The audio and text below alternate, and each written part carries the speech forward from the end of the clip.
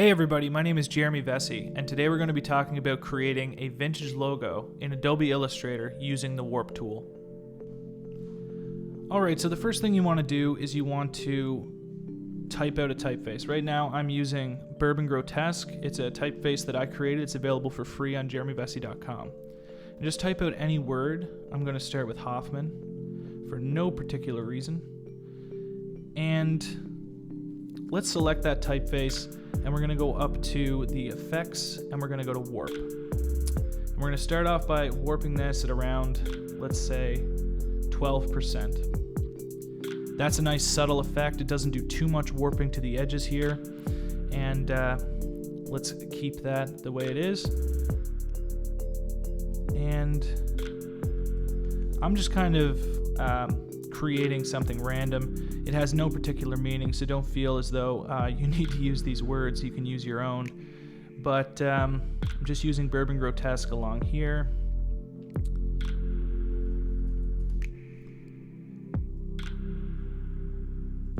And I'm basically, what I'm doing here is I'm just kind of creating a layout of different a different assortment of typefaces. So what I'm going to do now is I'm going to add a script in between here, and let's just use the word brand. And I'm going to go up here, and it's a free typeface from Lost Type. It's called Silburn. I think that's how you pronounce it.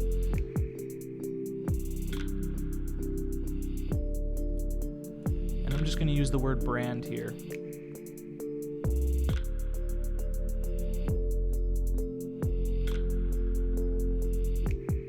Basically, now I think that these two words are just a little bit too big, so I'm just going to size them down just slightly. And for brand here, I think that it's a little bit too thin. I don't think it fits within all of the other typefaces. So what I'm going to do is, and I don't suggest this for every typeface, but I think that for some it works. And what I'm going to do is I'm going to add a stroke effect to this. And it kind of beefs it up and makes it a little bit more bold. Now what I want to do is just kind of make sure that all of this is centered. So what we're going to do is press Command R, and we can drag over a ruler to see where the center line is, and we can just make this all center. So that looks pretty good as it is right there. And sometimes you have to eyeball it because this has a big B, and it might just not look good to the eye. So you just kind of want to fool around with it a little bit so that it kind of looks like it's in the center, because when something is, has a slant to it, it can kind of throw your eye off. So that looks pretty good. So now what we want to do is what I typically like to do when there is a lot of space in between one line and another, I'm going to try to even that out just a little bit aesthetically. And this is completely optional, and it's just something that I like to try out, even if I don't keep it. So we're going to go to the Warp tool, Effect, Warp tool, and down to Rise. We're just going to add a very subtle rise effect to that, and I'm going to put it down to about 9%.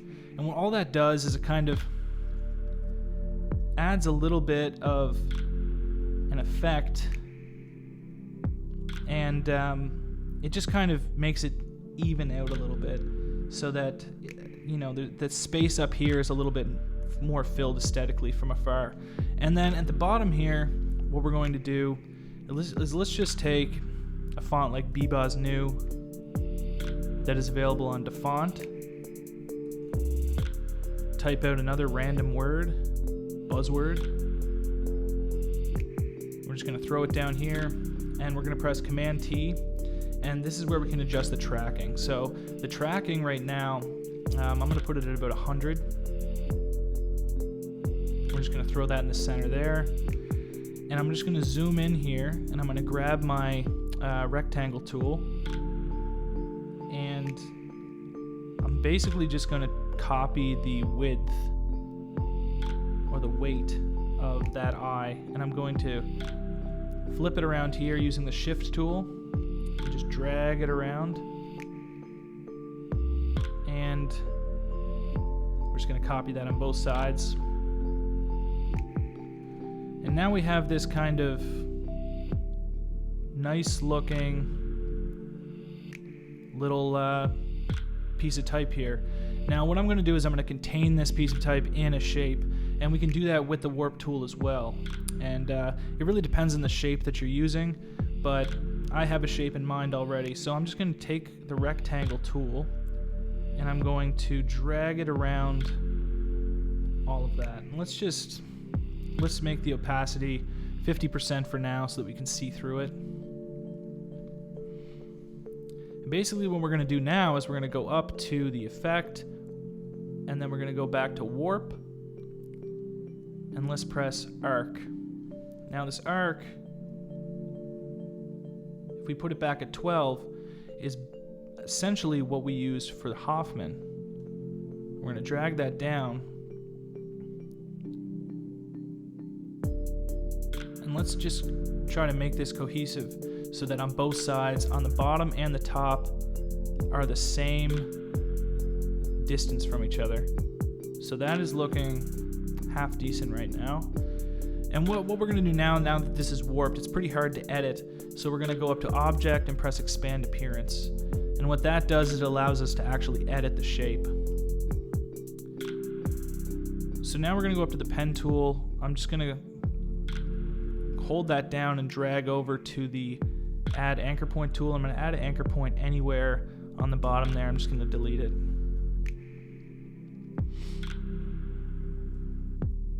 Alright, so that's looking a little bit too much on the bottom. So what I'm going to do is I'm going to drag this here up just a little bit. I'm going to drag that up.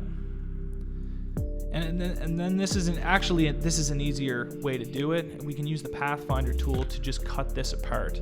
So I'm just going to take the rectangle tool again. I'm going to find my line there, and that looks about perfect. And we're just going to lay this tool, this rectangle, over top of this shape. And all you got to do now is go up to Window, Pathfinder, and we're going to use this cut tool, so minus front, in shape modes. And what that does is it cuts the shape. It loses the opacity because the top layer didn't have the opacity as well. So now what we're going to do is let's just change this color right now. And I'm going to pick a random red color and go up to the color guide. And I'm just going to choose kind of a burnt orange look. I'm going to throw that underneath there. And the way that I did that was you can adjust from front to back by pressing Shift Command bracket. So as you can see, and I'm thinking that this could just be a little bit bigger here. The black doesn't really go with the burnt orange look, so what I'm going to do now that everything is created and I'm happy with the position of everything and the warp of everything, is I'm basically, just so I can change colors easier, go up to the Object and Expand Appearance. And to expand the type, we're just going to go to Shift Command O. And that brand in here, since we added the stroke, requires you to go up and actually go to Path and outline that stroke as well. And now that we have all of that together, we can just go to Shape Modes in this Pathfinder tool. If you forget where that was, you just go to Window, Pathfinder, and it'll be there. And let's just press Unite, which is the first shape mode. And now we've got everything in there. So that's looking pretty good. And I think we just need to change the color now. So let's go back up here to the swatches, and I'm just going to click this gold color, go back up to the color guide, and we're going to do it to the lowest tint, and that'll kind of give us this off-white kind of eggshell look. And there you have it. Essentially what we used is the warp tool to just kind of make it a little bit more interesting.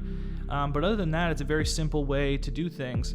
And I think that the warp tool can be used to fill spaces. It can be used to just make something a little bit more visually interesting. But overall, I think that I think that it turned out well. And you can use the warp tool to create badges such as this on the outside. You can create, you know, from multiple different shapes. So thanks for watching, everybody. I hope that you found this helpful, and if you already knew how to do this technique, well, that's great. I'm going to continue to create videos of varying complexity. I don't know what everybody wants, so I'm basically just open to when anybody asks. So leave a comment and just let me know if there's something you want me to cover. You can actually buy my fonts at creativemarket.com/hustlesupplyco, and with my fonts, they're perfect for this kind of vintage aesthetic. That's exactly what I've been creating for the last 3 or 4 years. So just if you like the video, subscribe, like, and leave a comment. Thanks so much.